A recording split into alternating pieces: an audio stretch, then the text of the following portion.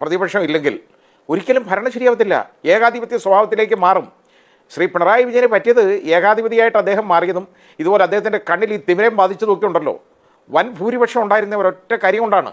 കാരണം ഒന്നും പറയാൻ ആളില്ല.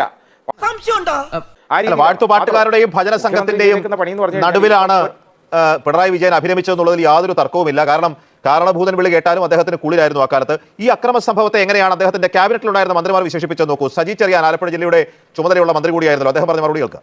കേരളത്തിൽ സമരത്തിന് പോയാൽ അടി കിട്ടും എന്നുള്ളത് എത്രയോ കാലമായിട്ടുള്ള കാര്യങ്ങളാണ്. ഇങ്ങനെയുള്ള സമരങ്ങൾക്ക് പോയാൽ അടി കിട്ടും. അടി കിട്ടാത്തവരായതുകൊണ്ടാണല്ലോ അവർക്ക് പെട്ടെന്ന് പ്രയാസം തോന്നുന്നത്. ഞങ്ങളൊക്കെ അടി മേടിച്ചിട്ടുണ്ടല്ലോ ഒരുപാട് സമരങ്ങളിൽ പോയി. അപ്പോൾ ഇടയ്ക്ക് ഇങ്ങനെ പോയി സമരം ചെയ്ത് 2 അടിയൊക്കെ പോലീസിനെ കിട്ടുമ്പോഴാണ് രാഷ്ട്രീയ നേതാവാകുന്നത്. അത് പരിശീലനമാണ്. അതാ ഇപ്പം കണ്ടത്. ഏതായാലും സജി ചെറിയാൻ എങ്ങനെയോ രക്ഷപ്പെട്ടു പോയി. അതേതെങ്കിലും ഏതോ ഒരു പ്രത്യേക രീതിയിൽ അങ്ങ് രക്ഷപ്പെട്ടെന്നുള്ളത് മാത്രമേ ഉള്ളൂ. നമ്മൾ കണ്ടതാണല്ലോ, ഈ കുന്തോ കുടച്ചക്രത്തിനെയൊക്കെയാണ് സഹിച്ചത്. മന്ത്രിയാണ്, ലോകം മുഴുവൻ കണ്ടതാണ് ഇവരെ അടിക്കുന്നത്. അതോ അന്ന് മുതൽ കാണിക്കുന്നതാണ്.